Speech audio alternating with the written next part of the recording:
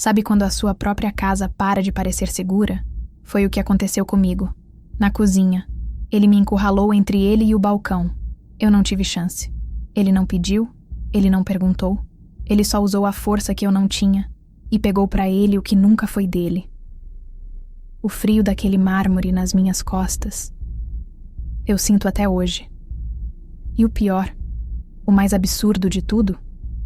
Depois que ele se serviu, ele se ajeitou, deu um sorrisinho torto e disse que precisava ir. Tinha um compromisso importante. O noivado da minha mãe. Eu demorei para conseguir sair do lugar. Fiquei ali, parada, tentando entender o que tinha acabado de acontecer. Mas eu fui. Eu precisava ver a minha mãe. Precisava, sei lá. Quando cheguei na festa, vi os dois de longe. Minha mãe, Débora, estava radiante, feliz como eu nunca tinha visto. E do lado dela, segurando a mão dela com todo o carinho do mundo, estava ele, Bruno, o noivo, o futuro marido da minha mãe. Era o homem que tinha me deixado quebrada na cozinha 1 hora antes. Naquele instante, vendo o sorriso dele, as mãos dele tocando a minha mãe, o choque virou fogo. A festa deles estava só começando, mas eu já tinha decidido. Eu seria a anfitriã do inferno que eles mereciam. Se você já sentiu o gosto amargo da traição, se inscreve aqui e ativa esse sino, porque essa história é sobre tomar o controle de volta. E me diz aí nos comentários, de qual cidade você está assistindo essa injustiça? Minha mãe, Débora, ela é tudo pra mim. Depois que meu pai se foi, a gente ficou só nós duas. Viramos um time, sabe como é? Companheiras de vida, de série, de brigadeiro de panela nas noites de sábado. O mundo dela era o meu, e o meu era o dela. Por anos, a casa teve um silêncio que a gente se acostumou. Não era um silêncio triste, era só nosso. E então, o Bruno apareceu, e o silêncio acabou. De repente, a casa tinha música de novo. Minha mãe, que eu não via dar uma gargalhada de verdade há 1 década, começou a rir com a barriga, daquele jeito que deixa sem ar. Ela voltava do encontro com ele, com os olhos brilhando, me mostrando as fotos no celular como se fosse uma adolescente de 15 anos. E eu sorria junto. Porque ver a felicidade dela era como sentir o sol no rosto depois de um inverno muito longo. Eu queria acreditar nele, de verdade. Ele era charmoso, sabia? Chegava com flores para ela e uma caixa do meu chocolate preferido para mim. O genro que toda sogra pediu a Deus. Ele a tratava como uma rainha. Abria a porta do carro, puxava a cadeira, dizia as coisas certas. Olhando de fora, era um conto de fadas. Mas lá no fundo, bem no fundo, alguma coisa me incomodava. Era um jeito que ele tinha de olhar. Um jeito de interromper minha mãe quando ela estava animada com alguma coisa. Sempre com um sorriso, dizendo que era pro bem dela. Era a maneira como os planos dela, de repente, viraram os planos deles. Mas sempre os que ele queria. Pequenas coisas, sabe? Coisas que você deixa passar porque a pessoa que você mais ama no mundo está feliz. Eu dizia pra mim mesma que era implicância, que era ciúme bobo de filha. Quem era eu para estragar a primeira chance real de felicidade dela em tanto tempo? Então, eu engolia o sapo. Sorria nos jantares, concordava com a cabeça, fingia que achava ele o máximo. Eu me tornei a maior defensora do relacionamento deles, pra ela e pra mim mesma. Eu me convenci de que aquele homem era a melhor coisa que poderia ter acontecido. Eu construí o altar dele junto com a minha mãe, pedra por pedra, mentira por mentira. Eu só não sabia que, no final, a pessoa a ser sacrificada naquele altar seria eu. Eu ajudei a afiar a faca que ele usaria contra mim, tudo pela felicidade dela. Mal sabia eu o preço que essa felicidade ia custar. Aquele dia, o dia do noivado, a casa estava uma loucura boa, eu achava. Minha mãe corria de um lado para o outro, testando o penteado, retocando a maquiagem, me perguntando pela 1000ª vez se o vestido estava bom. E estava. Ela estava linda, parecia flutuar. Bruno tinha saído para resolver as últimas coisas da festa, disse ele. Eu estava na cozinha, preparando uns petiscos para a gente beliscar antes de sair, sentindo aquela ansiedade gostosa que vem antes de um momento feliz. Era o nosso momento, o momento da minha mãe. A música que ela gostava estava tocando na sala. Eu me sentia em paz. E foi aí que ele chegou. mais cedo, sozinho. Eu estranhei, mas ele sorriu e disse que tinha esquecido a carteira. Eu sorri de volta. Tá nervoso, noivo? Eu brinquei. O sorriso dele mudou. Foi sutil, mas foi como se uma luz tivesse se apagado por trás dos olhos dele. Ele entrou na cozinha, fechando a porta que dava para a sala. Só um pouco, ele disse, a voz mais baixa, e veio na minha direção. Eu não vou te contar os detalhes do que aconteceu ali. Nem eu consigo revisitar esse lugar. Mas eu lembro de coisas soltas. Lembro do som da fivela do cinto dele batendo no balcão de mármore. Lembro do cheiro forte do perfume caro dele.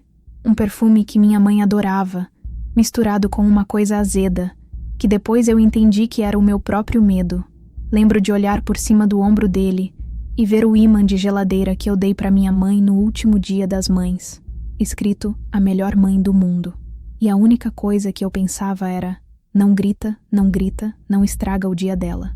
O ato em si é um borrão de dor e humilhação. Mas o que ficou, o que se cravou na minha alma, foi o silêncio que veio depois. O som da porta da cozinha se abrindo de novo. O som dos passos dele subindo a escada. O som do chuveiro ligando no andar de cima. Ele estava se limpando, se lavando de mim para poder encontrar a minha mãe. E eu fiquei ali, parada no meio da cozinha. O mesmo lugar onde, uma hora antes, eu sentia paz. Agora, cada azulejo, cada armário, cada copo parecia sujo, contaminado.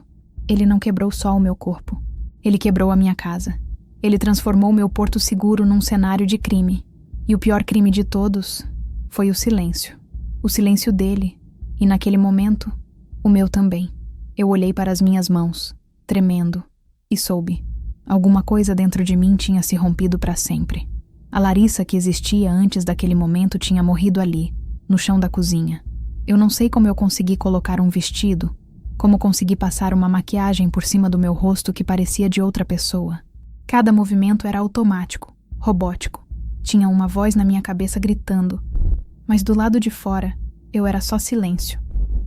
Eu precisava ir para aquela festa. Eu não sabia o porquê. Era como se uma força me puxasse para lá. Eu precisava ver. Ver o quê? Eu não tinha ideia. Mas eu fui. Cheguei no salão de festas e a música estava alta. As pessoas riam, se abraçavam. Era um universo paralelo onde nada de ruim tinha acontecido. E então eu os vi, no centro de tudo. Minha mãe, linda, com aquele sorriso que iluminava o lugar. E ele, Bruno, ao lado dela, o braço em volta da cintura dela, com uma expressão de pura adoração no rosto. Aquele olhar era o mesmo olhar que ele me dava quando queria alguma coisa. Frio, calculista, mas disfarçado de carinho. Meu estômago revirou. Eu fiquei parada perto da entrada. As pessoas passavam por mim, me cumprimentavam, diziam: "Sua mãe está tão feliz", e eu só conseguia concordar com a cabeça, com um sorriso que parecia colado com fita adesiva no meu rosto. Eu estava dissociada, assistindo a uma cena de filme. Um filme de terror onde eu era a única que sabia o que o monstro tinha feito antes de chegar no baile. A prova, a confirmação de que tudo aquilo era real, não foi uma mensagem, não foi uma foto. Foi muito pior. Foi um gesto. Eu vi minha mãe dizer algo no ouvido dele, e ele riu. Então, ele levantou a mão direita dele, e passou no rosto dela com uma delicadeza forjada, arrumando uma mecha de cabelo que estava fora do lugar. E foi aí que o mundo parou. Aquela mão. A mesma mão que uma hora antes tinha segurado meu pulso com uma força que deixou marca. A mesma mão que tinha tapado a minha boca. Vê-la agora, tocando a mulher que me deu a vida, com aquele falso carinho. Foi como levar um soco no peito. A violação física e a traição emocional se fundiram em uma única imagem insuportável. Ele não tinha só me atacado. Ele tinha atacado a minha mãe através de mim. Ele estava usando o corpo dela como escudo, o amor dela como álibi. A festa inteira, os sorrisos, os brindes, tudo se tornou uma grande encenação macabra. E a prova que eu precisava não era para ninguém, era para mim. Era a prova de que a intuição que eu ignorei por tanto tempo estava certa. Era a prova de que ele não era só um homem ruim, ele era um predador que tinha se infiltrado no coração da minha família. E eu, que me senti suja e quebrada, Agora sentia outra coisa borbulhando por baixo de tudo. Fúria. Uma fúria limpa, clara, afiada como vidro. Ele tinha transformado o noivado da minha mãe no meu inferno pessoal. E eu percebi, ali, no meio daquela festa barulhenta, que eu ia devolver o favor. Eu saí de perto da multidão e fui até a varanda do salão. Precisava de ar. O céu estava escuro, cheio de estrelas, indiferente a tudo. Eu olhei para as minhas mãos, que ainda tremiam um pouco, e as fechei em punho. O luto pela Larissa que eu era durou o tempo de uma respiração funda. Foi rápido. A dor não foi embora. Não, ela estava lá, latejando. Mas ela não estava mais no comando. O que tomou o controle foi uma frieza que eu nunca tinha sentido na vida. Uma clareza absoluta. Eu pensei em contar tudo para minha mãe. Em chegar lá, no meio de todo mundo, e gritar a verdade. Mas eu olhei para dentro do salão. Vi o rosto dela, a alegria pura, a esperança de uma vida inteira depositada naquele momento, naquele homem. E eu soube que não podia. Não daquele jeito. Contar agora só a destruiria. Ela não acreditaria. Ela me acharia louca, ciumenta, inventora. Ele a tinha na palma da mão. Ele contaria uma história qualquer. Se faria de vítima. E eu sairia como a filha maluca que queria estragar a felicidade da mãe. Ele já tinha pensado em tudo. E foi aí que eu entendi. Para vencer um monstro como ele, eu não podia usar as minhas armas. Eu tinha que usar as dele. Manipulação, paciência. Um sorriso no rosto enquanto a mente trabalha, calcula, planeja. A vítima morreu na cozinha. Ali, na varanda, nasceu uma estrategista. A vingança deixou de ser um grito de dor e se tornou um projeto. Um plano de demolição. Eu não ia só expor quem ele era. Isso era pouco. Eu ia desconstruí-lo, peça por peça. Iria usar o conhecimento que eu tinha da minha mãe, da nossa vida, da nossa casa, contra ele. Iria transformar o amor que minha mãe sentia por ele em uma arma apontada para a cabeça dele. Aquele noivado não era mais a celebração do futuro deles. Tinha se tornado o meu campo de batalha. Cada sorriso falso, cada brinde, cada parabéns que eu daria naquela noite seria um prego a mais no caixão que eu estava começando a construir para ele. Eu respirei fundo de novo, mas dessa vez o ar encheu meus pulmões com um propósito gelado. Acabou o choro. Acabou a paralisia. O jogo tinha mudado. Ele achava que tinha vencido a primeira batalha. Mal sabia ele que tinha acabado de me entregar o mapa para vencer a guerra. Eu voltei para a festa. Peguei uma taça de champanhe e caminhei na direção deles, com o melhor sorriso que eu consegui fabricar. A caçada tinha começado. Com a taça de champanhe na mão, eu abri caminho por entre os convidados. Cada passo era firme. O tremor tinha passado. Cheguei perto deles no momento exato em que um tio velho fazia um discurso chato. Quando ele terminou, no meio dos aplausos educados, eu levantei minha taça. Eu também queria dizer umas palavras. Eu disse, com a voz um pouco alta demais, o suficiente para chamar a atenção de quem estava perto. Minha mãe me olhou, os olhos cheios de lágrimas de felicidade. Bruno me olhou com um sorriso que não chegava aos olhos. Era o sorriso de quem se sente no controle. Eu sorri de volta. Mãe, você sabe que sua felicidade é a coisa mais importante do mundo para mim. E ver você assim não tem preço. Fiz uma pausa, olhei para ela e depois virei meu corpo lentamente encarando Bruno. E Bruno, bem-vindo à família. A gente não te conhece há muito tempo, mas já deu para ver que você é um homem de muitas surpresas. Eu disse a palavra surpresas com um tom adocicado, quase de admiração. Só ele sabia o veneno que tinha ali. Continuei, sem dar tempo para ele reagir. Eu lembro de uma história que você me contou outro dia, sobre aquela sua viagem de negócios para Curitiba. Lembra? Aquela que você disse que foi tão sozinho, tão focado no trabalho, que nem teve tempo de ver a cidade. Eu inventei a história na hora. Eu não fazia ideia se ele já tinha ido para Curitiba, mas eu olhei bem no fundo dos olhos dele. Deve ter sido difícil. Um homem como você, tão sociável. Ficar trancado num quarto de hotel por uma semana inteira é de uma disciplina que eu admiro. O rosto dele não mudou muito, mas eu vi. Eu vi uma faísca de pânico nos olhos dele. Ele não sabia onde eu queria chegar. Ele não sabia o que eu sabia. Eu estava blefando, mas ele não tinha como saber. Era um tiro no escuro. Para todos os outros na festa, era um brinde meio sem pé nem cabeça, um elogio estranho de uma enteada emocionada. Para minha mãe, era a prova de que eu o estava aceitando. Mas para ele, era uma mensagem clara. Eu sei de coisas. Eu estou te observando. Eu levantei a taça. A vocês. Que o futuro seja tão honesto quanto o passado de vocês. E bebi o champanhe de um gole só. O sorriso dele ficou tenso. A mão que estava na cintura da minha mãe apertou um pouco mais forte. Eu tinha conseguido. A primeira rachadura na armadura dele. A primeira semente da paranoia tinha sido plantada. Ele agora ia passar o resto da noite, o resto da semana, se perguntando: o que mais ela sabe? Como ela descobriu?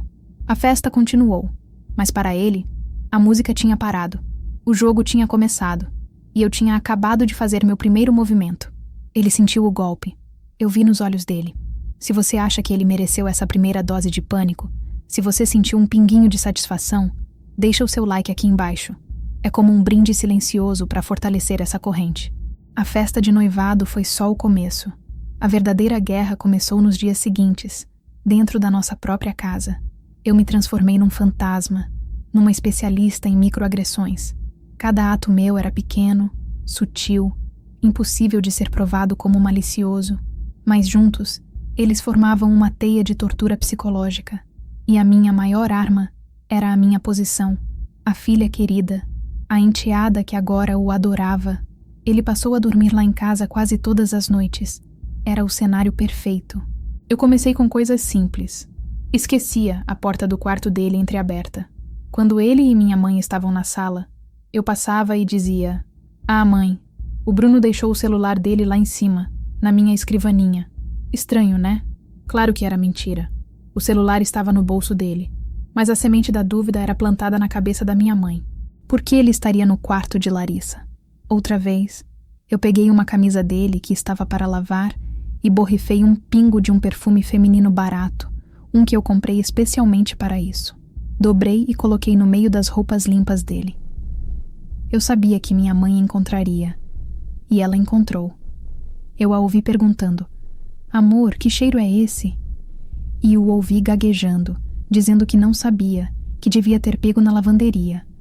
Eu do meu quarto sorria. O veneno estava agindo. Eu usava as histórias que minha mãe me contava sobre ele contra ele mesmo. Ela me disse que ele era super organizado com as finanças. Então, eu comecei a achar contas de cartão de crédito de lojas caras que chegavam em nosso nome, mas com o nome dele como destinatário. Eram falsas, claro. Eu mesma as tinha feito no computador. Eu as deixava por acaso na mesa da cozinha. "Mãe, chegou isso aqui para você. Quer dizer, pro Bruno. Nossa, ele gasta, hein?" Eu o elogiava na frente dela por coisas que eu sabia que eram seus pontos fracos. "Nossa, Bruno, você é tão paciente com a sua mãe no telefone", eu dizia, sabendo que ele tinha acabado de ter uma briga horrível com a própria mãe. Isso o desestabilizava, o fazia se sentir constantemente vigiado, exposto. Cada pergunta inocente minha era carregada de intenção. "Bruno, essa sua cicatriz na mão, como foi mesmo que você fez?" "Bruno, o nome da sua ex-sócia era qual mesmo?" "Tenho uma amiga com o mesmo sobrenome." Eu me tornei a personificação da desconfiança. Ele não podia mais relaxar. A casa, que era para ser o seu refúgio, o seu ninho de amor com a minha mãe, virou seu território inimigo. Ele estava sendo cercado, lentamente, silenciosamente. Ele não podia me acusar de nada, pois eu era a enteada perfeita. Se ele reclamasse, pareceria um louco paranoico. E era exatamente isso que eu queria. Eu não estava mais quebrando só a paz dele. Eu estava começando a quebrar a imagem dele para a minha mãe. E ele sabia. A guerra estava longe de acabar, mas eu já estava vencendo. O golpe final do meu plano precisava de um palco. E eu escolhi o lugar perfeito. Um jantar para celebrar a compra do apartamento novo deles. Um lugar pequeno, íntimo. Só eu, minha mãe, Bruno e os pais dele, que eu fiz questão que minha mãe convidasse. Eu queria testemunhas que importassem para ele. Durante semanas, a minha guerra silenciosa tinha deixado Bruno no limite. Ele estava mais irritado, mais impaciente. Minha mãe notava, mas atribuía ao estresse do casamento e da mudança. Ele estava maduro, pronto para cair. A peça central da minha armadilha era simples: o celular. Eu tinha passado o último mês brincando com o tema da segurança. Instalei câmeras pela segurança da mamãe, um presente meu. Criei uma paranoia nele sobre estar sendo vigiado. Naquela noite, durante o jantar, o clima era tenso. Os pais dele, pessoas simples e orgulhosas do filho, bem-sucedido. Minha mãe, alheia a tudo, flutuando de felicidade. E Bruno, com um sorriso de plástico no rosto. No meio da sobremesa, eu pedi licença para ir ao banheiro, mas não fui. Fui até o meu quarto e peguei um celular antigo, um que eu já tinha preparado. Na tela, eu deixei aberta uma conversa de WhatsApp que eu mesma forjei. Era uma conversa minha com uma suposta amiga, onde eu, Larissa, contava com detalhes gráficos e mentirosos sobre um caso que eu estava tendo com um homem mais velho e comprometido. Eu descrevia encontros, presentes, tudo. O nome do homem não era citado, mas as dicas levavam diretamente a Bruno. O perfume caro, o carro importado, o fato de ele estar de casamento marcado com uma mulher mais velha e carente. Era uma isca nojenta e calculada. Voltei para a mesa e, sem querer, deixei aquele celular virado para cima, perto do prato dele, enquanto eu pegava o meu celular certo na bolsa. Nossa, que cabeça minha, peguei o celular antigo, eu disse, rindo, e deixei o aparelho ali. Eu sabia que ele não resistiria. A paranoia que eu construí nele era muito forte. Ele precisava saber o que eu andava dizendo. Continuei a conversa com os pais dele, ignorando o celular. Pelo canto do olho, eu o vi. Ele olhou para os lados, viu que minha mãe estava distraída conversando com a sogra e pegou o celular. A mão dele tremeu um pouco ao desbloquear a tela, que eu tinha deixado sem senha. Eu vi os olhos dele correrem pela conversa falsa. Vi o rosto dele passar de pálido para vermelho. Ele leu as mentiras que eu escrevi sobre mim mesma, me pintando como uma sedutora, e viu as descrições que batiam com ele. Ele não viu uma armadilha. Ele viu uma ameaça. Acreditou que eu estava me gabando para alguém sobre nós. E ele explodiu. Não foi um grito. Foi pior. Ele se levantou, batendo a mão na mesa, o celular na mão. A voz dele era um rosnado baixo e furioso. O que é isso, Larissa? O que significa essa porcaria? Minha mãe parou de falar, confusa. Os pais dele o encararam, chocados. Eu me fiz de vítima, os olhos arregalados. O que foi, Bruno? O que tem no meu celular? Não se faça de idiota. Ele sibilou, jogando o celular na mesa. Você anda espalhando essas mentiras? Sobre mim? A palavra mim saiu da boca dele. E esse foi o erro. O cheque mate. Minha mãe franziu a testa. Sobre você? Deixa eu ver isso. Ela pegou o celular e leu. Eu observei o rosto dela mudar. Ela leu as mentiras sobre mim, a filha dela, e a descrição do homem misterioso. Ela olhou para o perfume de Bruno na cômoda, para a chave do carro dele ao lado. Ela olhou para a expressão de fúria culpada no rosto dele, e as peças se encaixaram. Não como eu planejei, mas de uma forma ainda mais devastadora. Ele não negou. Ele se acusou. A fúria dele o entregou. Débora, não é o que parece. Ele começou, mas era tarde. O silêncio que caiu sobre a mesa foi a coisa mais alta que eu já ouvi. Os pais dele olhavam para o chão, mortificados. Minha mãe olhou para ele, não com raiva, mas com uma decepção tão profunda que parecia quebrar alguma coisa dentro dela. E então ela olhou para mim. Ela não entendeu a verdade, não toda ela. Mas ela entendeu a mentira dele. Ela entendeu a traição. Eu não precisei dizer uma palavra. Ele mesmo se enforcou com a corda que eu lhe dei. A fachada social dele, o filho perfeito, o noivo amoroso, tudo ruiu ali, na frente das pessoas cuja opinião ele mais valorizava. A humilhação foi pública, silenciosa e absoluta. A festa tinha finalmente acabado. O que veio depois do jantar não foi uma tempestade, foi um desmoronamento em câmera lenta. E eu assisti a tudo, não de perto, mas de uma distância segura, como quem assiste à demolição de um prédio condenado. Bruno não foi expulso com gritos. Foi pior. Minha mãe, com uma calma assustadora, apenas pediu para os pais dele o levarem embora. A voz dela era um fio, mas era feita de aço. Naquela noite, eu não dormi no meu quarto. Dormi no chão do quarto dela, como eu fazia quando era criança e tinha pesadelos. Nenhuma de nós disse muito. Não precisava. A verdade sobre o que ele tinha feito comigo na cozinha ainda não tinha vindo à tona, mas a verdade sobre o caráter dele, sobre a sua capacidade de enganar e trair, essa estava clara como o dia. E para a minha mãe, naquele momento, isso bastou. A queda dele foi em etapas. A primeira foi a social. Os pais dele, envergonhados, se afastaram. A notícia do fim do noivado se espalhou como fogo no círculo de amigos deles. As pessoas não sabiam o motivo real, mas a imagem do casal perfeito foi destruída. E como sempre acontece, as pessoas adoram uma boa fofoca sobre a desgraça alheia. Ele virou um pária. A segunda queda foi a financeira. O apartamento que eles compraram estava no nome dos dois. Minha mãe, com uma frieza que eu nunca tinha visto, contratou o melhor advogado que o dinheiro podia pagar. Ela não queria nada dele. Ela só queria que ele saísse da vida dela. Mas o processo foi feio. Detalhes sobre o comportamento dele, a instabilidade, começaram a vazar. A imagem de homem de negócios sério e confiável começou a rachar. Eu acompanhava de longe. Via ele entrando e saindo de reuniões com advogados, o rosto cada vez mais abatido, os ombros cada vez mais curvados. O homem arrogante e controlador estava murchando. A terceira e última queda foi a profissional. A empresa onde ele trabalhava tinha uma política muito rígida de conduta. O escândalo do noivado, mesmo que abafado, chegou aos ouvidos certos.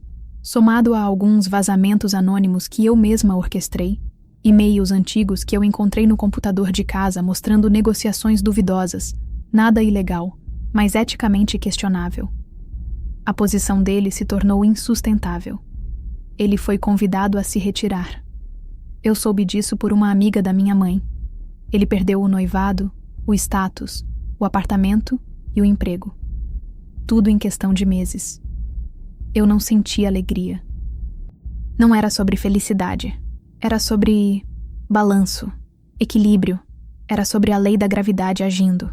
Ele construiu o castelo dele sobre areia movediça, sobre mentiras, sobre a dor dos outros. Eu não precisei empurrar o castelo. Eu só precisei mostrar para todo mundo onde ele estava construído. E então, eu apenas assisti a maré subir e levar tudo. O golpe de misericórdia não foi um ato meu. Foi a consequência inevitável dos atos dele. Eu apenas acendi a luz para que todos pudessem ver o monstro que sempre esteve ali, escondido nas sombras. A poeira demorou a baixar. Depois que Bruno desapareceu da nossa vida, a casa ficou silenciosa de novo. Mas era um silêncio diferente do de antes. Não era um silêncio de paz. Era um silêncio pesado, cheio de coisas não ditas. Eu e minha mãe, a gente circulava uma pela outra como dois planetas que saíram de órbita. A gente se amava, isso nunca mudou, mas tinha um buraco negro entre nós. A verdade inteira. A verdade do que aconteceu na cozinha. Ela sabia que ele era um canalha, um mentiroso, um traidor, mas ela não sabia que ele era um monstro. E esse segredo estava me corroendo por dentro, me impedindo de curar de verdade. Eu não podia mais carregar aquilo sozinha. Uma noite, semanas depois do desastre do jantar, eu a encontrei sentada na cozinha, no escuro, só com a luz do fogão acesa, tomando um chá. Era o mesmo lugar. Eu respirei fundo e soube que era a hora. Sentei na frente dela e comecei a falar. E pela primeira vez, eu contei tudo, sem a raiva da vingança, sem o filtro da estratégia, só a dor crua. Eu contei sobre o frio do balcão, sobre o cheiro do perfume dele, sobre o som do chuveiro ligando depois. Eu vi o rosto da minha mãe se transformar. A confusão virou horror. O horror virou uma dor tão profunda que eu achei que ela ia quebrar. E então a culpa tomou conta dos olhos dela. Eu trouxe ele para dentro de casa. Ela sussurrou, a voz embargada. Eu o coloquei na sua vida. Meu Deus, filha, me perdoa. As lágrimas que ela chorou não eram por ela, pelo sonho perdido. Eram por mim. E foi naquele momento, naquele choro compartilhado, que a cura de verdade começou. Ela me abraçou. E não era mais a mãe frágil que precisava de proteção. Era a minha mãe de novo, a leoa, a rocha. E ela disse as palavras que selaram o destino dele para sempre na minha mente. Ele não tirou só a sua paz, ele declarou guerra à pessoa errada. A partir daquele dia, A casa começou a voltar a ser um lar. A gente pintou a cozinha, uma cor clara, solar. Jogamos fora o ímã de geladeira. Mudamos os móveis de lugar. Retomamos nosso espaço, nosso silêncio, nosso time. A vitória sobre ele não foi ver a ruína dele. A vitória foi essa. Foi sentar com a minha mãe para tomar café da manhã na nossa cozinha nova, falando sobre coisas banais. A vitória foi a paz. Eu o vi uma última vez, uns 6 meses depois. Foi por acaso. Eu estava saindo do mercado e ele estava do outro lado da rua, esperando um ônibus. Ele estava mais magro, com uma barba por fazer, as roupas amassadas. O cabelo, antes sempre perfeito, estava oleoso. Ele não me viu. Olhava para o chão, com os ombros encolhidos. Um homem derrotado pelo peso do próprio caráter. Não senti nada, nem ódio, nem pena, nem satisfação, apenas o reconhecimento de um capítulo encerrado. Ele não era mais um monstro no meu armário. Era só um homem patético esperando um ônibus. Eu virei as costas e segui meu caminho, o sol batendo no meu rosto. A cicatriz que ele deixou ainda existe. Claro, cicatrizes não somem, mas ela não dói mais. Ela é só um lembrete, não da dor que eu senti, mas da força que eu descobri que tinha.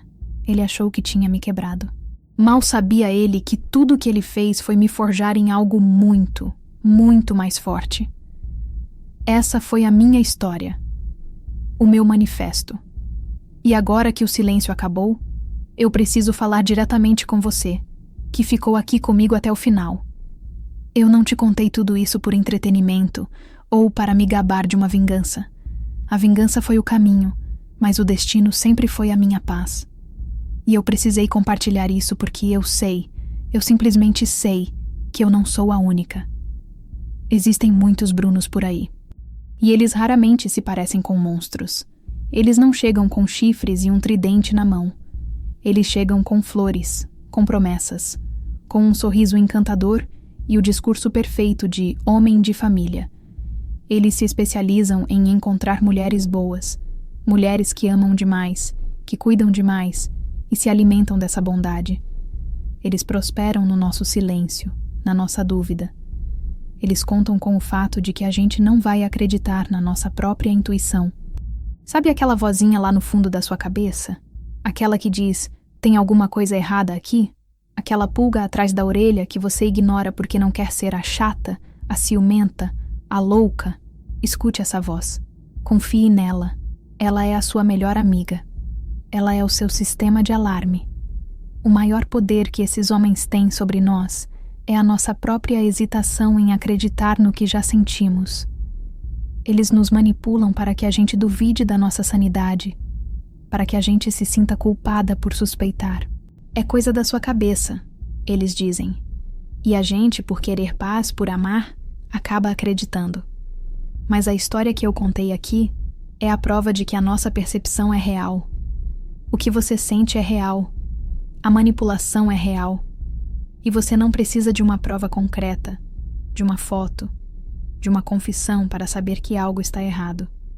Você só precisa confiar em si mesma. A história dele e do Bruno termina aqui, na sarjeta que ele mesmo cavou. Mas a nossa história, a nossa, como uma comunidade de mulheres que se apoiam, está só começando. E é por isso que eu te peço, não saia daqui em silêncio. O silêncio é o que alimenta esses predadores. Comente aqui embaixo. Não precisa contar sua história se não quiser. Diga o que você sentiu, o que você faria, ou simplesmente deixe um "eu te vejo", para que outras mulheres saibam que não estão gritando no vácuo. Compartilhe esse vídeo.